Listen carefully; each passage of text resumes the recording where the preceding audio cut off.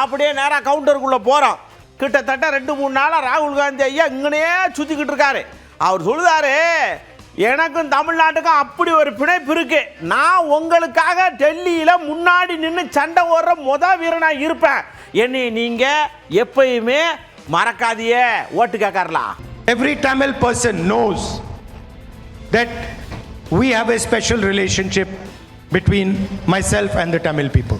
And you have shared this relationship with my grandmother, with my father.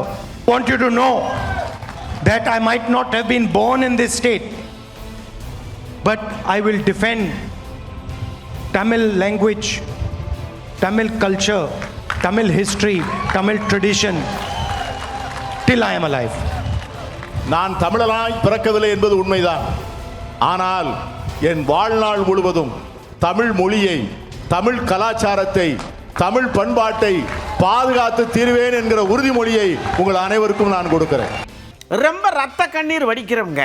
நமக்கு எதிராளிகளாக இருந்தாலும் நம்ம தம்பியா அண்ணனாக இருக்கும்போது நம்ம பார்க்க கஷ்டமாக இருக்குல்ல. அப்படித்தான் ஏடிஎம்கே முன்னாடி இருந்தவங்களாம் நல்லா இருந்தாங்க. இப்போ போய் அந்த பக்கம் மாட்டிக்கிட்டு அவங்கள போட்டு இந்த கரும்பு சக்கையை புளிகிற மாதிரி பிழிகிறாங்க. நமக்கு ரத்த கண்ணீராக வருது. சொன்னால் கேட்க மாட்டேங்காங்கன்னு ஏடிஎம்கே பார்த்து பரிதாபப்படுதாருங்க. We say that each state should run itself, and they say all states should be subservient to one political organization called the RSS. And now in this election they are trying to infiltrate Tamil Nadu. The AIDMK has had a great historical tradition. Like the Congress party, like the DMK, the AIDMK has also shown Tamil Nadu the way forward. It had in the past great leaders who protected the idea of Tamil Nadu. The AIDMK of today is no longer that AIDMK. The AIDMK of today is a hollow shell with leaders who are compromised to the BJP and the RSS. Their corruption has trapped them and they can do nothing against the wishes of the BJP. அதே என்ன விட்டுருங்க. நான் ஓட்டு கேட்க போனோம், 4 பேரை கம்மியாக இருக்கு, ரெய்டு பண்ணுறேன் அது பண்ணுறேன், நீ வீட்டுக்குள்ளே வச்சு முடக்கி வச்சு விட்டீங்கன்னா நான் என்ன பண்ணுறது? என் கட்சிக்காரன் என்னை கேட்பாடா இல்லையா? பாஜகக்காரங்க வீட்டில் ஒன்றுமே பண்ண மாட்டீங்க அப்படின்னு சொல்வ பிறந்தானா தன்னால் தக்காமுக்கான்னு குதிக்காரலாம். செய்யக்கூடாது, வீட்டை விட்டு வெளியே வரக்கூடாது, எங்களுக்கு வேலை பார்க்குறவங்க வீட்டில் வந்து சோதனைன்ற அடிப்படையில் முற்றுகை போராட்டம் பண்ணணும். யார் எங்கேருந்து வராங்க? டெல்லியில இருந்து வரன்றாங்க, பாம்பேல இருந்து வரன்றாங்க. நம்ம தமிழ் பேச தெரிந்த அதிகாரிகள் ஒருத்தரோட கிடையாது, எல்லாம் மத்திய போலீஸை கொண்டு வராங்க. இதெல்லாம் வன்மையாக கண்டிக்கத்தக்கது. எங்கிருந்து வந்தாலும் தோல்வி வருது. தமிழ்நாட்டு மக்கள்லாம் அதை வேடிக்கை பார்த்துட்டு இருக்காங்க. தமிழ்நாட்டு மக்கள் இதை பார்த்து கொண்டு இருக்கிறார்கள், வேடிக்கை பார்க்க மாட்டார்கள். இந்த காட்சிகளை கண்கூடாக பார்த்து கொண்டு இருக்கிறார்கள். அராஜகம், அட்டுழியம், ஜனநாயகத்துக்கு எதிரான வேலைகள், அடக்குமுறை, ஒடுக்குமுறை, இது எல்லாம் மக்கள் முறியடிப்பார்கள். எல்லா இடத்துலும் நடந்துட்டு இருக்கு. எங்கேயும் கைப்பற்றல, அச்சுறுத்தல் தான். நாங்க என்ன வச்சிருக்கோம் எங்க கிட்ட கைப்பற்றதுக்கு? வாங்க வீட்டில் வந்து சோதனை எல்லா வீட்லயும் போடுங்க. இப்படி பாருங்க, இப்படிப்பட்ட தம்பியை நீங்க மறக்கப்படாது. ஓட்டு போட்டு ஜெயிக்க வச்சு போறோம். அவர் என் தங்க கம்பி, இவருக்காக எந்த விட நான் ஓட்டு கேட்டு வருவேன், ஓட்டு போட்டுருவீங்களா அப்படின்னு கேட்காரு. நல்ல தெளிவா கேட்காரு. யாரு? நம்ம கமலண்ணாச்சி. நான் இங்க உங்களை பார்க்கலன்னு யோசிக்கிறீங்க, டெல்லியில இருந்து பார்க்கவே மாட்டேங்கிறாங்க உங்களை. அதை பத்தி கவலைப்படாம இங்க பாருங்க, இங்க பாருங்க, நாங்களும் தான் சொல்லிட்டு இருக்கோம், இங்க பாருங்க, இங்க பாருங்க, பார்க்க மாட்டேங்கிறாங்க. கூட்டி கொடுக்கறவங்க குறைச்சு கொடுக்குறாங்க. இதெல்லாம் எங்களுக்கு தெரியாதுன்னு நினைச்சிட்டு இருக்காங்க. முக்கியமா என்ன சொல்றேன் தெரியுமா? தமிழ்நாட்டின் வளர்ச்சி அங்க டெல்லிக்கு கொஞ்சம் வைத்தறிச்சல் தான். அது மோர் குடிச்சு பார்த்தாங்க, அப்புறம் அது வயிற்று வலிக்கான மருந்துகள்லாம் சாப்பிட்டாங்க. இப்ப ஜாஸ்தி ஆயிடுச்சு அந்த கோபம். பட்ஜெட்னு அவங்க போடும்போது தமிழ்நாட்டுக்கு இடம் இல்லை. அப்படியே நம்ம அண்ணாவோட அண்ணாச்சிக்கு கக்கன்னு சிரிப்பா வருது. சிரிக்கார். உங்களை யார் ஓட்டு கேட்டு இங்க வர சொன்னா? என்ன எல்லாம் தாம்பாளத்தில் வச்சு தாங்குறாங்க, குப்பரை படுக்காங்க. நீங்க வரலன்னா உளுத்துருவாங்க. அந்த மாதிரி உங்களை யாராவது கேட்காங்களா? ஏன் இப்படி பண்றிய? பொய்யா வேற சொல்றாரு கும்பாபிஷேகம் பண்ண. ஏங்க இந்துக்கள் நாங்கள் எங்களுக்கு தெரியாதங்கிற மாதிரியே அண்ணாமலை அண்ணன் அடிச்சு விடுறாரு. 20,000 புத்தகம் படிச்சு வரல. வெயில்ல முடியாம நிக்கிறோம். அன்னை கமலஹாசன் கிளம்பி நானும் பிரச்சாரம் பண்றேன்னு அவரும் கிளம்பி வந்திருக்காரு. அவரை யாரு வா வாங்கன்னு தமிழ்நாட்டில் கூப்பிட்டாங்க. வந்தோடனே சேகர் பாபு என்ன வண்டியில் ஏத்திக்கிட்டு கமலஹாசன் சொல்றார், ராஜராஜ சோழனை விட அதிக குடமுழுக்கு சேகர் பாபு செஞ்சிருக்கிறார். ஐயா கமல் ஐயா வாங்கின காசு கூவுனா போதும், எதுக்கு அதிகமா கூவுறீங்க, அவ்வளவுதான் கொடுத்தாங்க உங்களுக்கு, எதுக்கு தேவையில்லாத வேலை. நான் அருமை சொந்தங்களே, இந்த முறை சென்னையில மிக தெளிவாக நாம் பார்த்து கொண்டிருக்கின்றோம். எப்பவுமே திராவிட முன்னேற்ற கழகம் சொல்லுவாங்க, எங்க கோட்டை எங்கள் கோட்டை எங்கள் கோட்டை என்று சொல்வார்கள். நீங்கள் எல்லாம் சேர்ந்து அதிலே ஓட்டை போட்டு விட்டீர்கள். அன்பு சொந்தங்களே, திராவிட முன்னேற்ற கழகம் எங்கேயும் கூட சென்னையிலே வெற்றி பெறுவதற்கு வாய்ப்பு இல்லை. மிக தெளிவாக தெரிகிறது. தமிழகத்தில் இந்த அலை என்பது தேசிய ஜனநாயக கூட்டணியின் பக்கமாக அண்ணன் எடப்பாடி பழனிசாமி அவர்கள் தமிழகத்தினுடைய முதலமைச்சராக வந்து அமர்வதற்கான எல்லாத்தையும் மக்கள்கிட்ட நம்ம பார்க்கிறோம். அதாவதுங்க, ஒருத்தரை பத்தி திருப்பி திருப்பி திருப்பி திருப்பி திருப்பி திருப்பி திருப்பி திருப்பி பேசணும்னா அதுவாகவே நம்ம மாறிடுவோம்னு சொல்லுவாள்டா. அந்த மாதிரி அந்நியார் சொல்றாங்க, உதயசூரியனுக்கு ஓட்டு போடுங்க, உதயசூரியன் உடனே முரசிச்சிருவே மறந்து போச்சுங்க, உதயசூரியனே மாறிட்டேன் நான் அப்படின்னு புலங்காகி தான் அடையிறாங்க அந்நியார். நான் இன்னைக்கு வந்து தேமுதிகல ஃபுல்லா எல்லாம் 7 தொகுதி உதயசூரியனுக்கு தான் இன்னைக்கு பிரச்சாரத்துக்கு போறேன். இப்ப கௌதம சிகாமணிக்கு ஆரம்பிச்சிருக்கேன், அப்புறம் பண்ருட்டி, நெய்வேலி, திட்டக்குடி, குறிஞ்சிப்பாடு எல்லாமே இன்னைக்கு உதயசூரியன் தான். அதனால இன்னைக்கு நான் உதயசூரியனாவே மாறிட்டேன். அதனால அந்த கூட்டணி தர்மத்தை மதிப்பதை சொல்லிக் கொடுத்தவர் எங்கள் கேப்டன், அதை வழி நடத்துபவர்கள் எங்கள் கள வீரர்கள். தேசிய முற்போக்கு திராவிட கழகத்தின் என் அன்பு சொந்தங்களே, என் ரத்தத்திலே என்னுடன் ஊறிய என் அன்பு சொந்தங்களே, நீங்க எப்படி எப்படி எப்பப்ப என்னென்ன மாதிரி டைப்பா பேசுவீன்னு எங்களுக்கு தெரியும் அந்நியார. நீங்க இப்படியே பேசிட்டு அண்ணனுக்கு ஆப் அடிச்சிருவீன்னு எங்களுக்கு தெரியும்னு அண்ணாமலையார் சொல்றார். இவர் எப்படி கண்டுபிடிச்சாரு அப்படிங்கறத தான் அவங்க யோசிக்காங்க. ஆனா இன்னைக்கு திமுகவை பாத்தீங்கன்னா, இந்த கோயிலுக்கு வெளியே ஒரு தேங்காய் உடைச்சிங்கன்னா எப்படி சிதறுமோ அது போல திமுகவுடைய கூட்டணி சிதறி கிடக்குது. அக்கா பிரேமலதா விஜயகாந்த் மேடையில் ஏத்துனீங்கன்னா, அக்கா கொஞ்சம் ஸ்டாலின் அண்ணன் பத்தி நல்லா சொல்லுங்கன்னா, பிரேமலதா விஜயகாந்த் அக்கா மைக் எடுத்து எங்க அண்ணன் நல்லவர் தான், ஆனா கொஞ்சம் பாலியல் வன்கொடுமை, எங்க அண்ணன் நல்லவர் தான், கொஞ்சம் போதை பழக்கம்.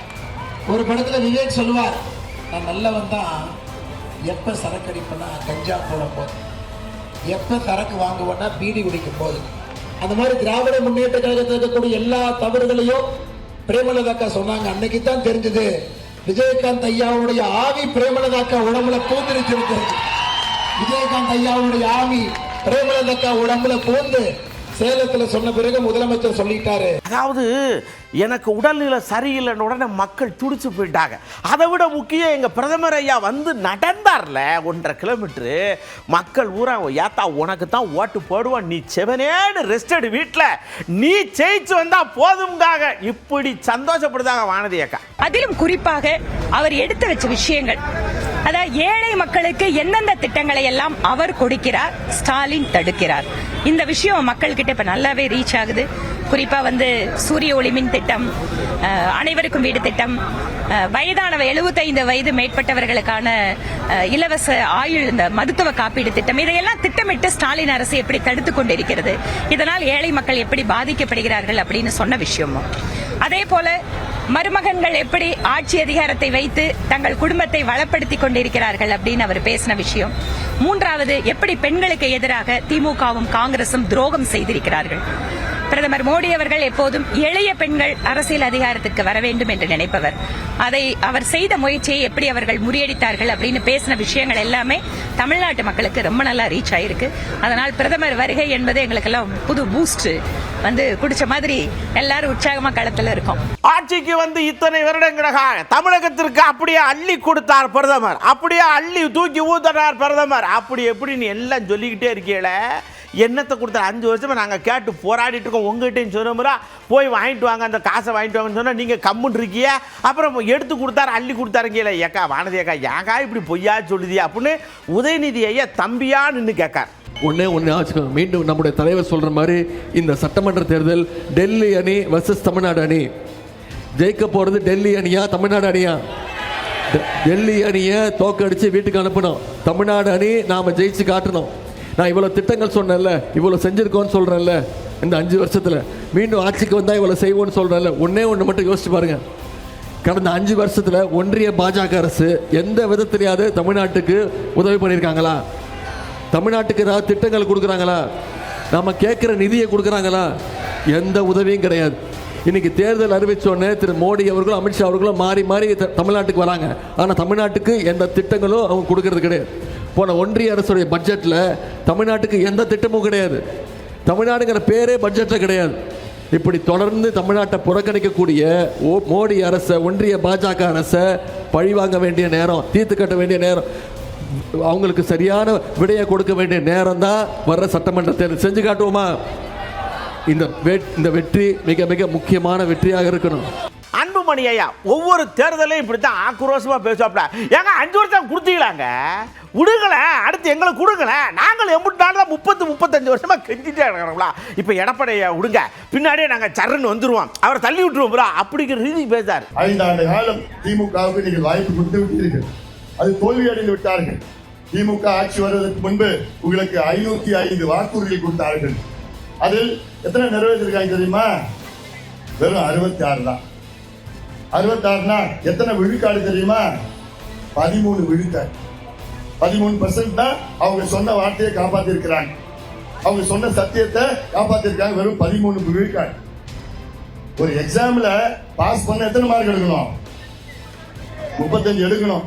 திமுக எத்தனை மார்க் எடுத்திருக்கு? 13 மார்க் எடுத்து ஃபெயில் ஆகி மக்கு. 13 மார்க் எடுத்ததான் மக்கு தான். ஃபெயில் ஆன கட்சி, ஃபெயில் ஆன கட்சி மறுபடியும் வரலாமா? வர விடுவீங்களா? தூக்கி போடுங்க பாருங்க. ரோஜனை இல்லாத கட்சி, கொள்ளடிக்கிற மட்டும் கட்சி, கொள்ளடிக்கிறது மட்டும் தொழிலா வச்சிருக்கிற இல்லாட்டி 20,000 கோடி 20 நாள்ல செலவு பண்ணிட்டு இருக்கிறாங்கன்னா எலெக்ஷனுக்கு, இவன் அடுத்தது வந்தானா எத்தனை ஆயிரம் கோடி செலவு பண்ணுவான், சம்பாதிப்பான். அப்படியே ராமதாஸ் ஐயா பெரிய ஐயா வந்தாரு, இங்க வரங்க, அப்படித்தான் கத்துவே விட சொல்லுவே, அதை கத்துறத காதிலே வாங்காதியா, ஓட்டு போடாதியா. நீங்க எனக்கு போராட்டில் போறாலும் அவருக்கும் போடாதியா. அவர் யாரெல்லாம் நிப்பாட்டுறீங்களோ அந்த ஆளுகளுக்கு ஒருத்தருக்கு ஓட்டு போடாதியா, கிடக்கட்டும் அப்படிங்காரு. இந்த தேர்தல் காலத்திலே ஒரு துரோக கூட்டம் ஒரு துரோகியும் வேட்பாளர்களை போட்டு தேர்தலில் நிற்கிறார். அந்த துரோகி யார் என்று சொன்னால் என் வயிற்றில் பிறந்த அன்புமணி செய்த, எனக்கு செய்த, என்னுடைய கட்சிக்கு செய்த துரோகங்களை வரிசைப்படுத்தினால் மணிக்கணக்கிலே சொல்ல முடியும். பார்வையாளர் நீங்கள் பார்க்கும்போது அல்லது கேட்கும்போது ஆச்சரியப்படுவீர்கள். இப்படி ஒரு மகனா நான் மக்களுக்கு சொல்லுவேன், இந்த துரோக கூட்டத்துக்கு நீங்கள் வாக்களிக்காதீர்கள். ஏனென்றால் இவர்களுடைய நோக்கமே மக்களுக்கு சேவை செய்வதல்ல. அதிகாரம் கையிலே வரும்போது பணம் பண்ணுவதுதான் இவர்களுடைய வேலை. அதனால தயவு செய்து இவர்கள் இருக்கின்ற 18 தொகுதி என்று நினைக்கிறேன், இந்த தொகுதியில் இருக்கிறவர்களுக்கு அந்த துரோக கூட்டத்திற்கு வாக்களிக்காதீர்கள்.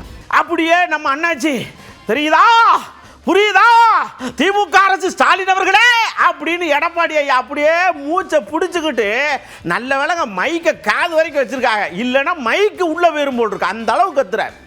முதலமைச்சராக ஆன போது என்னென்ன பிரச்சனையை சந்திச்சினோ அதே பிரச்சனையை மரியாதைக்குரிய சகோதரர் டாக்டர் அன்புமணி ராமதாஸ் அவர்களும் சந்தித்து விட்டார்.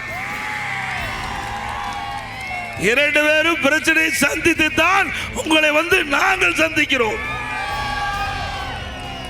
அவ்வளவு பிரச்சனை. எங்களுக்கும் திராவிட முன்னேற்ற கழகம் எப்படியாவது அதிமுக உடைக்க வேண்டும், அதிமுக சிதறடிக்க வேண்டும், அதற்காக பல அவதாரம் எடுத்தாங்க.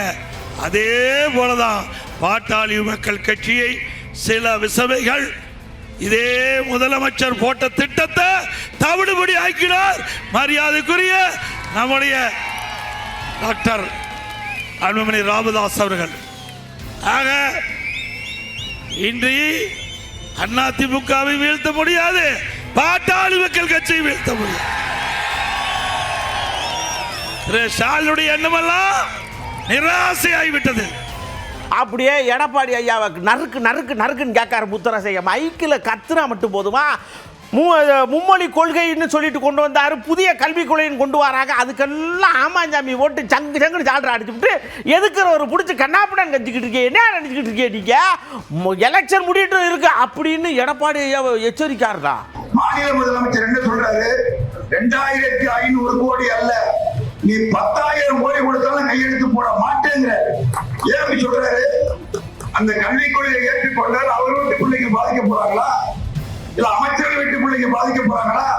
ஒட்டுமொத்த தமிழ்நாட்டு மாணவர்கள் பாதிக்கப்படுவார்கள். அது பாதிக்க கூடாது என்பதற்காகத்தான் நான் கையெழுத்து போட முடியாது, அது ஏற்க முடியாது என்று மறுக்கிறார். இது எப்படி இருக்கு? எடப்பாடி ஆதரிக்கிறார். எடப்பாடி அதை ஆதரிக்கிறார். எப்படி இருக்குன்னா, வெள்ளக்கார ஆட்சி நடத்தினா 200 ஆண்டு கால ஆட்சி, அவன் வரி கேட்டான். வீரபாண்டி கட்டவன் என்ன சொன்னா, இது என்னுடைய நாடு, என்னுடைய மண்ணு, என்னுடைய மக்கள், ஆகவே நான் வரி கொடுக்க முடியாது அப்படின்னா. அதுக்காக என்ன பண்ணான், பிடிச்சி தூக்கல போட்டு சாகடிச்சான். வீரபாண்டிய கட்டபொம்மனை காட்டி கொடுத்தது காரணம் ஞாபகம் இருக்கா? எட்டையப்பன் காட்டி கொடுத்தான். வீரபாண்டிய கட்டபொம்மன் யாரு தமிழ்நாட்டுல? முத்துவேல் கருணாநிதி ஸ்டாலின் தான் வீரபாண்டிய கட்டபொம்மன். ஏற்க முடியாது, நீ என்ன சொன்னாலும் ஏற்க முடியாது. காட்டி கொடுக்கிறது யாரு? எடப்பாடி பழனிசாமி எட்டையப்பன். தமிழ்நாட்டிற்கு எதிராக எட்டையப்பன் வேலை பார்த்துக் கொண்டிருக்கிறார் எடப்பாடி பழனிசாமி. வீரபாண்டிய கட்டபொம்மனாக போராடி கொண்டிருக்கிறார் மு.க. ஸ்டாலின். அதுக்காக தான் ஆதரிக்கிறோம். வானதி அக்கா சொல்றாங்க, நான் தெற்க அப்படியே செதுக்கி மேல வச்சிருக்கேன், அதனால இப்ப வடக்க வந்து செதுக்க வந்திருக்கேன். ஆனா அதை கெடுக்கிறதுக்கு செந்தில் பாலாஜி உள்ள வந்திருக்காரு, விட்டுருவனா நானு அப்படிங்காங்க. அக்கா என்ன செதுக்குறாங்கன்னு எல்லாரும் அங்க தேடிக்கிட்டு இருக்காங்க. தனிப்பட்ட முறையில விமர்சிக்கலையா, அடிக்கிறது கொள்ள, இதுல தனிப்பட்ட முறையில வேற விமர்சிக்கணுமா? ஆனா பெரிய தியாகியை கொண்டு வந்து, உத்தம புத்திரனை கொண்டு வந்து ஸ்டாலின் நிறுத்தி இருக்காரா கோயம்புத்தூர்ல? அவரே அவரோட வாயால மிகச்சிறந்த ஊழல்வாதின்னு பட்டத்தை கொடுத்துட்டு இன்னைக்கு கரூர்ல வருமானம் வராது, இன்னைக்கு கோயம்புத்தூர்ல தான் வருமானம் பார்க்கணும்னு கொண்டு வந்து இறக்கிறவருக்கு தனிப்பட்ட விமர்சனம் எப்படி பண்ணுவாரு? என்ன சொல்லுங்க. தெற்கு தொகுதியில நான் என்னென்னலாம் பண்ணிருக்கேன் நான் லிஸ்ட் கொடுக்குறேன். எத்தனை குழந்தைங்களுக்கு நான் பாலை கொடுத்துட்டு இருக்கிறேன், எத்தனை இளம் பெண்களுக்கு வந்து சானிட்டரி பேட் கொடுக்குறேன், 3000 பெண்களை சொந்த காலில் நிக்க வச்சு தொழில் முனைவோரா மாத்தி இருக்கிறேன்.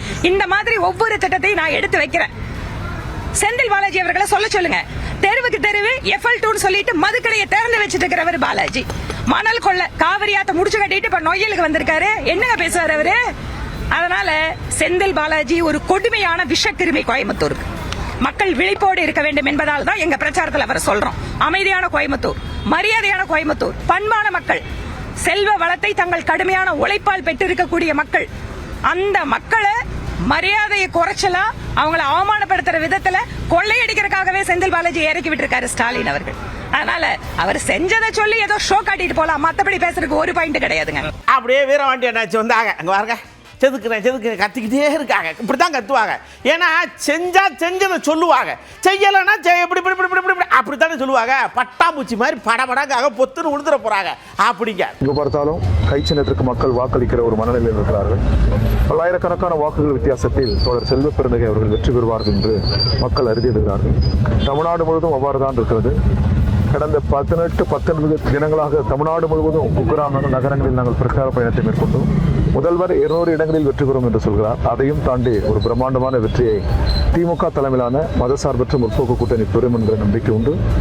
அதிலும் 2 தினங்களுக்கு முன்னால் நாடாளுமன்ற மறு வரையறை அது தோல்வியடைந்த பிறகு ஒரு பெரும் எழுச்சியை இன்றைக்கு தமிழ் மண்ணில் உருவாகி இருக்கிறது. இந்த எழுச்சியாலே ஒரு பிரம்மாண்டமான வெற்றியை உருவாக்கி ஒரு பெரிய திசையை, நல்ல திசையை, நாடாளுமன்ற திசையை நமது முன்னோர்கள் டாக்டர் அம்பேத்கர் போன்ற மேதைகள் கட்டிக்காத்த அரசமைப்பு சட்டத்தை பாதுகாக்கிற திசையை தமிழ் மண்ணிலிருந்து தமிழ் மக்கள் துவக்கி வைப்பார்கள் என்கிற நம்பிக்கை எங்களுக்கு உண்டு. இங்க பாருங்க, ரொம்ப ஆடுறீங்க. எல்லா கவர்மெண்ட் இதையும் உங்களுக்கு பக்கபலமாக வச்சுக்கிறீங்க. சிபிஐ வச்சுக்கிறீங்க, இடியை வச்சு, இப்போ எலெக்ஷன் கமிஷனை வச்சுக்கிட்டு என்னென்னமோ பண்ணிட்டு இருக்கீங்க.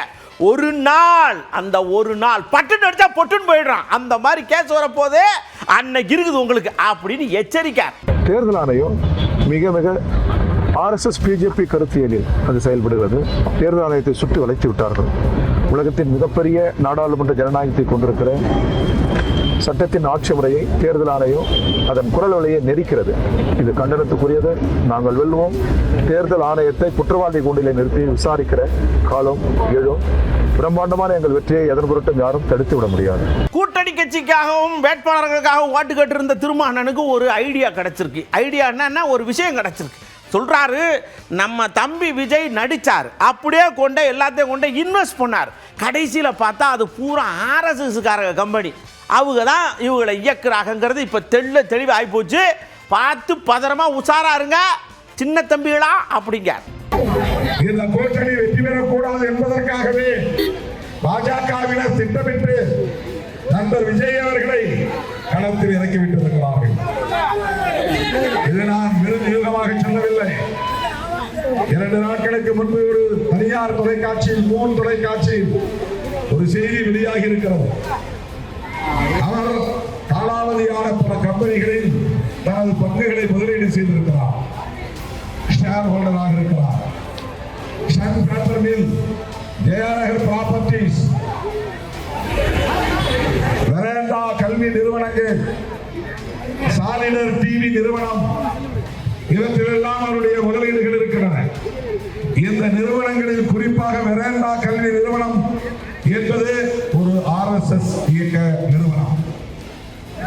RSS காரர்களோடு அவருக்கு நெருக்கமான உறவு இருக்கிறது என்பதை, அவர்களோடு இணக்கமாக இருக்கிறார் என்பதை ஒரு தனியார் தொலைக்காட்சி இன்றைக்கு அம்பலப்படுத்தி இருக்கிறது. ஆகவே RSS காரர்களோடு உறவு இருக்கிறது என்றால் பிஜேபியோடு உறவு உறுதி என்பதை யாருக்கு வாக்குறுதி முடியாது. தோழர்களே, நண்பர் விஜய் அனைத்தும் ஏன் திருமாவளவன் போகவில்லை என்பதற்கு காரணம் இப்போது புரிகிறதா?